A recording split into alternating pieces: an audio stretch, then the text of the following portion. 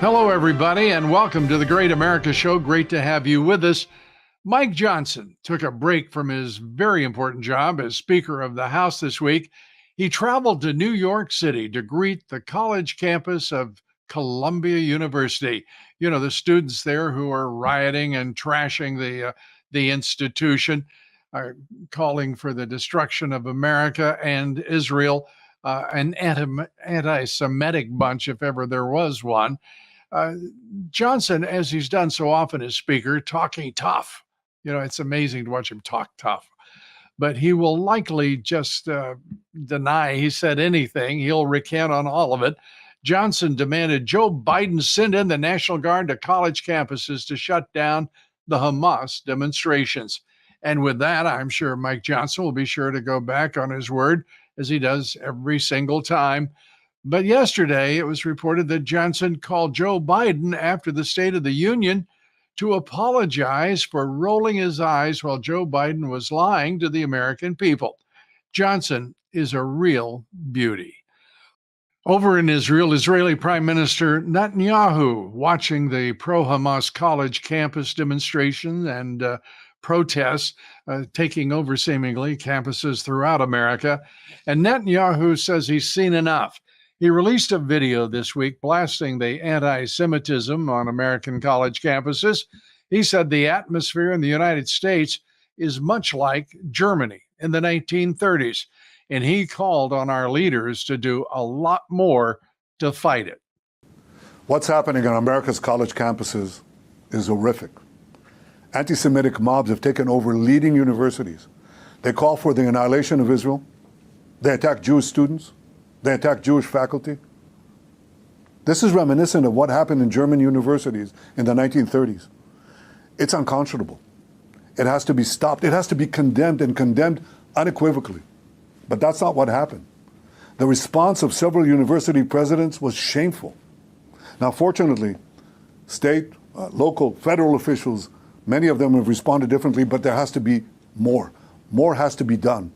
It has to be done not only because they attack Israel, that's bad enough. Not only because they want to kill Jews wherever they are, that's bad enough. It's also, when you listen to them, it's also because they say not only death to Israel, death to the Jews, but death to America. And this tells us that there's an anti-Semitic surge here that has terrible consequences. We see this exponential rise of anti-Semitism throughout America and throughout Western societies as Israel tries to defend itself against genocidal terrorists who hide behind civilians. Yet it is Israel that is falsely accused of genocide, Israel that is falsely accused of starvation and all sundry war crimes. It's all one big libel. But that's not new. We've seen in history that anti-Semitic attacks were always preceded by vilification and slander. Lies that were cast against the Jewish people that are unbelievable, yet people believe them. And what is important now is for all of us who are interested and cherish our values and our civilization, to stand up together and to say enough is enough. We have to stop anti-Semitism because anti-Semitism is the canary in the coal mine. It always precedes larger conflagrations that engulf the entire world. So I ask all of you, Jews and non-Jews alike, who are concerned with our common future and our common values, to do one thing: stand up, speak up, be counted. Stop anti-Semitism now. Netanyahu is no stranger to the American educational system. He graduated from MIT, the Massachusetts Institute of Technology, which happens to be one of the college campuses which has been taken over by the radical Hamas demonstrators, pro-Hamas demonstrators, and anti-Israelis. There are all sorts of problems with our educational system, public and private, K through 12, our universities, obviously. Our guest today is Kimberly Herman. She's the executive director of Southeastern Legal Foundation. Her organization is fighting right now against the radical woke ideology that is indoctrinating the country's businesses, Wall Street, and of course, our universities. And now joining us is the General Counsel of the Southeastern Legal Foundation. She's Kimberly Herman. And Kimberly, we are just absolutely thrilled to have you with us. I want to turn to this. It's incredible the amount of work you're doing in the nation's courts to represent law, order, the Constitution, and if you will, the American way. I want to start with, if we may, the lawsuit in Chicago, critical race theory. You're taking on the Department of Education on civil rights violations. Tell us about that case and where you are in your case. Yeah, so the origins of this case go back a number of years. Back in 2019, our client, who is a brave teacher in District 65 in Evanston, Illinois, which, if people don't know, Evanston, Illinois is the hotbed of critical race theory in this country. But she saw what was happening in our schools. She saw that there was mandatory racial segregation. What I mean by that is you walk into a teacher training and the white teachers are sent to one room, everyone else is sent to another room, and they teach the teachers how to bring race into the classroom, right? So she saw that this was happening in every subject across every grade. She filed a complaint with the Department of Ed. They investigated it for 18 months. They found, of course, that there were civil rights violations. And then Biden gets elected, he takes office, and he withdraws that letter of finding. So all of a sudden, racial segregation in this country is somehow okay again and legal. We know it's not. We filed a lawsuit. We're still waiting for the court to reach a conclusion. But while the court's doing that, we want answers from the Department of Education. We want to know why they withdrew that letter. And so we've been asking them for those documents for years. They're stonewalling. And so this past week, we filed a case. We need to get these records. The Department of Education is taking a far more prominent role in DEI, the battle over DEI, ESG, and all of the all of it based really on critical race theory. We're just seeing the Department of Education turn into a monster here, and most recently with the Title IX ruling on gender identity as a protected class and affecting even 3 to 5 year old children. I mean, give us your sense, because you obviously are practiced in this. What is going on with the Department of Education? It's never been this aggressive in my memory. What we've seen really is unprecedented, right? Whether it's the Department of Education coming after parents for just simply speaking up, right? Turning the FBI onto parents and investigating them for speaking up at school board meetings, which is happening. We have talked to, unfortunately, too many parents who have had the FBI come knocking on their door. Or like you mentioned, them issuing new Title IX regulations last week. As of last Friday, the Department of Education is now on record saying that the term sex means gender identity, as you mentioned, sexual stereotypes. So our laws no longer protect equality. It's this idea of equity that's crossing over every single federal agency, whether it's the Department of Education or the USDA. They've become weaponized. Our entire federal government has become weaponized against the American public and against our Constitution and rule of law. And so we just need to keep standing up. Unfortunately, we have to go to the courtroom and we have to get the Supreme Court to say, stop, stop, stop. What you're doing is illegal and unconstitutional. So what is your outlook in terms of the case for DEI and the education, Department of Education, complicity in what is going on in Evanston with critical race theory, DEI? Where do you think that case goes from here? I mean, well, right now they're giving them a pass, right, by withdrawing that letter of finding. And I should mention that withdrawing a formal finding that a school district violated the Civil Rights Act is absolutely unprecedented. We have talked to so many people and nobody knows of another case where that's happened. And so they're giving these school districts a green light to discriminate and treat our kids differently because of their skin color. We should not be teaching kids to be doing that. We should not allowing that to be happening to our kids. But as you mentioned, this is just rampant. That's why we've seen states stand up. We've got Florida standing up. We've got Texas standing up and prohibiting and ending the DEI departments in their schools. We need to see more of that throughout this country. But until we have a change in the White House, we're certainly not going to see any more changes from the Department of Ed. in a way that furthers our Constitution. We're just going to see the Biden administration double down over these next several months, unfortunately. Is it your sense that this is part of a coordinated, well thought out strategy on the part of the Biden administration to drive as many of its favored programs, whether it's DEI, CRT, extending the power of the Department of Education, asserting gender identity rights where there were none before, and certainly no laws that would apply to 3 to 5 year olds in kindergartens and Head Start. Absolutely. You can, if they get the kids, right? So separate the kids from their parents, take control of their minds at such a young age, and then you've got them, right? You've got them convinced that America is a bad country. You've got them convinced that we have systemic racism in this country. You've got them convinced that a doctor guesses their sex when they're born and that they can be anything they want to be. I talked to a parent the other day who there's a student in their kid's class who only meows. To every single question, this child only responds with a meow because he thinks that he's a furry. Where we are in this country is just an insane place. And the Biden administration announced on day one with its executive orders that this is what they believed. We knew it was coming. Unfortunately, it's taken hold, but we've got lots of parents standing up. We just have to continue to be diligent to fight for our kids. Kimberly, thank you. Kimberly Herman, we're talking with her about her lawsuit for truth, justice, and the American way in the Evanston School District, trying to make sense of what is happening. And we're going to talk to her about furries as well, because she's just introduced something that I don't know if it's a protected class or not, but I have to tell you, based on everything that this administration is doing, I wouldn't be surprised if it's not now, it soon will be. We'll be right back. Stay with us. Folks, did you know that over 90% of the pharmaceuticals in America are not made here? We saw during the China virus pandemic what happens when we are dependent on other countries like China and India for our most critical pharma needs.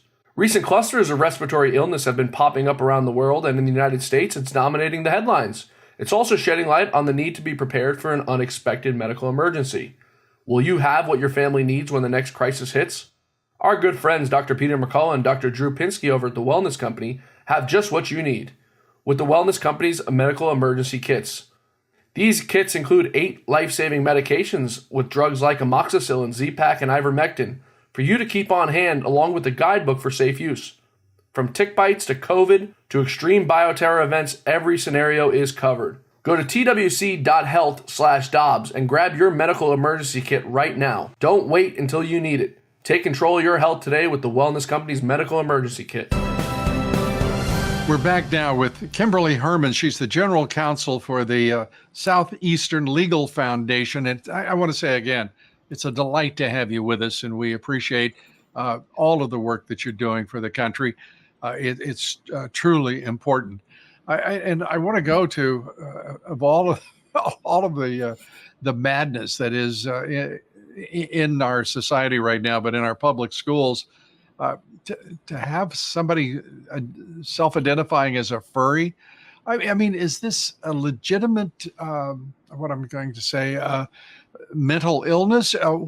Where does that originate in a child's mind? It can only be from a place of mental illness, and it really just furthers and shows the mental health crisis that we have in this country right now. I'm no doctor. I'm a lawyer. I'm a mom. I see what's happening in our schools through various lenses, but these kids need help, right? They need real help. They don't need to be told that you can be a furry. They don't need to be given kitty litter boxes in their bathrooms, which is what's happening in some of our schools across the country. It's insane. It really is. It's in pure madness right now. It is madness, and this country is in the grip of a broad, to me, often it seems to be a psychotic breakdown of some kind as a society, because we are tolerating the intolerable. We are ignoring the absolutely critical issues. The body of public knowledge is shrinking. Despite a First Amendment that in most places is still alive, but in many is being encroached upon by ever bigger government, ever more intrusive government, whether we're talking about local level or state or federal, certainly. Your thoughts about why we're in this peculiar position where when you talk about DEI, there is, on one hand, we know that there is a receding uh, effect going on right now in corporate America. They're backing away from DEI, many of the major corporations. It is a harder push than ever, it seems, in education, in government service. It is a bizarre moment. Give us your overview of what is transpiring in American society right now, if you would. Yeah, I mean, as we see some of the companies back down from some of this DEI training, right? Because it's really been exposed. From the likes of Chris Rufo and his amazing investigative reporting that he's done over the last several years has really brought this topic to be a kitchen table discussion. But as our companies are exposed, say Disney, for example, right? Mm-hmm. Parents are seeing the reality. And unfortunately, they see it in our schools. And those on the left who want to push this agenda know that you have to get them from a young age, right? It's also, I mean, this is just my personal thoughts, but you look at TikTok, you look at social media. These kids have never-ending access to crazy videos, to other people that have mental illnesses. And all it takes to, say, start a gender transition is to see somebody on Twitter who's saying, you feel lonely, you feel uncomfortable in your body. Well, this is what you should be doing. Go online, do a several-hour consultation, and then all of a sudden they have prescriptions written for them, where they believe that that's what's going to make them happy. And so it really is a pandemic that we're going into in this country when it comes to gender transitioning, mental health.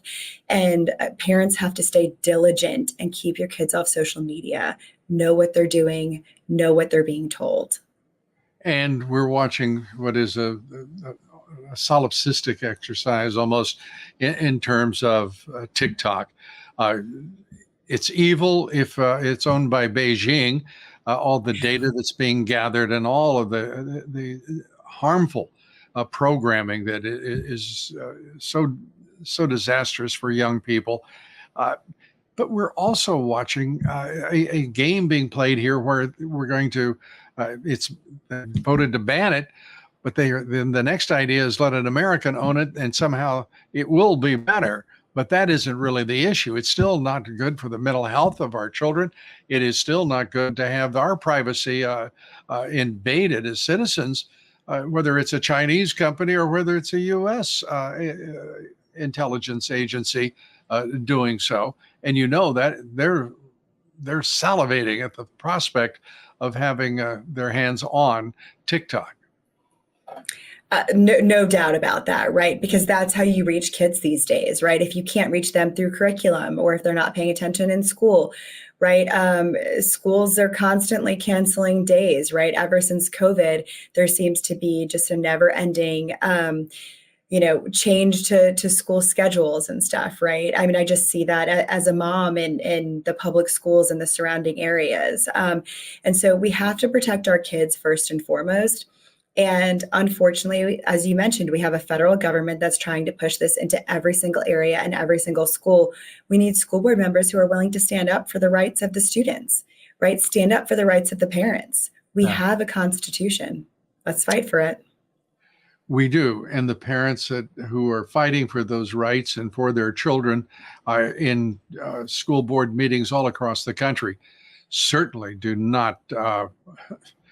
should not in any way accede to the intrusion of the FBI or a politically corrupt Department of Justice. We're at a point now where every resistance to the intrusion of the deep state in this country is critically important for the good of all of our citizens. We're talking with Kimberly Herman, Executive Director at the Southeastern Legal Foundation. Stay with us. We're coming right back. And we're going to talk now about what is happening on our university campuses, our college campuses, and how in the world did the First Amendment become so threatened so quickly in just a few years of the Biden administration? We'll take that up with Kimberly Herman here next. Stay with us. We'll be right back. Folks, did you know that over 90% of the pharmaceuticals in America are not made here? We saw during the China virus pandemic what happens when we are dependent on other countries like China and India for our most critical pharma needs. Recent clusters of respiratory illness have been popping up around the world, and in the United States, it's dominating the headlines. It's also shedding light on the need to be prepared for an unexpected medical emergency. Will you have what your family needs when the next crisis hits? Our good friends Dr. Peter McCullough and Dr. Drew Pinsky over at The Wellness Company have just what you need with The Wellness Company's medical emergency kits. These kits include 8 life-saving medications with drugs like amoxicillin, Z-Pak, and ivermectin for you to keep on hand, along with a guidebook for safe use. From tick bites to COVID to extreme bioterror events, every scenario is covered. Go to twc.health/Dobbs and grab your medical emergency kit right now. Don't wait until you need it. Take control of your health today with the Wellness Company's medical emergency kits. We're back with Kimberly Herman, General Counsel for the Southeastern Legal Foundation. And Kimberly, I just think it's fascinating that most people, I don't think, realize this, but the statistic that I've seen is 2/3 of colleges now are mandating DEI courses of some kind, critical race theory, whatever you would like to call it. That's extraordinary. And we were watching DEI chiefs in particularly university settings who've got a PhD in DEI. I mean, this is so mindless, so sophomoric, so juvenile, and so, to me, such an insult to education and any institution, let alone one of the Ivies, that they would even have such a monstrous job filled by, in recent cases, by outright plagiarists that has just flummoxed their corporate boards that run the universities, like Harvard. They didn't know what to do. I mean, they are still trying to figure out how to deal with obvious bigotry, obvious inflammatory and totally ignorant forms of speech on their campuses, hate speech. Speaking of genocide, in the case of the pro-Hamas demonstrators, I mean, it goes on. The universities are in meltdown, aren't they?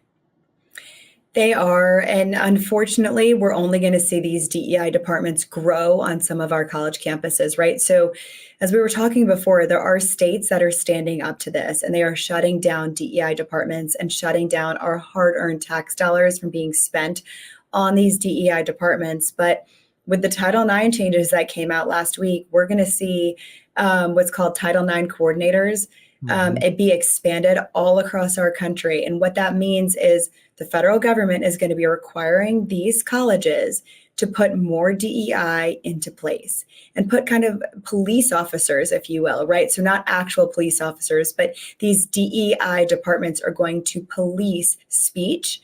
They're going to police activity. And if anything that you say offends somebody else, they're going to try to bring them up on harassment charges. Sure. The First Amendment protects that kind of speech. So, of course, we're going to have to fight that in court. But that doesn't mean that the government isn't going to try to do that. And for most people who don't have the resources to take on these social justice warriors, who will use lawfare in every way they can across the country. Big law firms are absolutely, you cannot get a Trump supporter represented by them because they are so frightened of their globalist corporate America, Wall Street clients that they have to back away in their judgment. It's cowardly, but the economics are very clear. And we're seeing that on one level or another throughout our society right now. A lawfare, anyone who stands up for Trump, anyone who stands up for the Constitution, for the United States of America, their religion, their faith, you are almost certainly going to be in the crosshairs of a lawfare campaign in the courts sooner or later. And you have to understand that is the price of living in America right now. What do you think that what do you think the path forward is? Is there a solution at hand?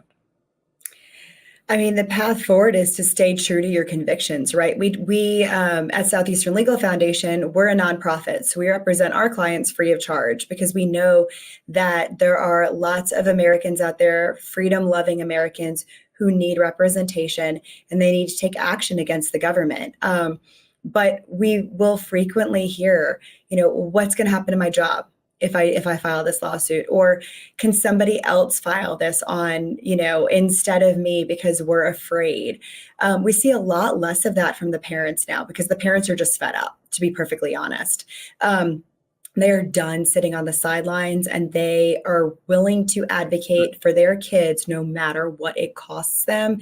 But the college students, they're terrified. They're terrified to speak their mind. They're terrified to voice their views. But they do have a voice and they do have a constitution. So hopefully we can see some more changes in this country as we win in court. Well, God bless those parents who are fed up and have the courage to advocate for their children and for their constitutional rights. And when we look at what's happening in society, we're looking for advocates for everyone who needs one. And how do people help the Southeastern Legal Foundation in your work? Donations? What is the path toward supporting your wonderful work? Thank you. They can find us on our website, slfliberty.org. As I mentioned, we're a 501c3. So if they like our work, they could, of course, support us, but just help us get the word out. We have our guidebooks, we have our resources, share our tweets, and spread the word that we have a constitution. It's alive and well, and we're willing to fight for it. And so if you've got an issue, you can always reach out to us. Well, I've got a strong sense that you and your foundation are strong fighters and will be victorious in this. It's going to be, as you know, it's going to be a slog for all of us here until we can get a new leadership in Washington, D.C. That fellow is Donald J. Trump on November 5th, as far as I'm concerned. He is the only man. I often say this, Kimberly, that I really believe that Donald Trump is our Churchill. The analogs are too great. I think Churchill, without question, was the only man who could have rallied Britain in 1939. And I think that Donald Trump is the only man who can rally and lead this country through all that awaits us in 2024. Thank you so much for being with us. And we will put up your website on all of our media. And we'll wish you all the best and want you to come back soon, frequently and often, as the saying goes. God bless you, and thanks for being with us.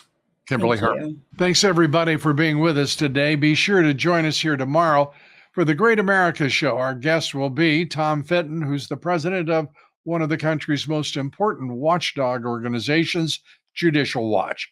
Follow me on Twitter and Truth Social at Lou Dobbs, on Facebook and Instagram at Lou Dobbs Tonight, and watch us Monday through Friday on Rumble, on Frank's Speech, on Twitter, or X if you prefer, on Lou Dobbs Tonight. Thanks so much. Thanks, everybody. God bless you, and may God bless America.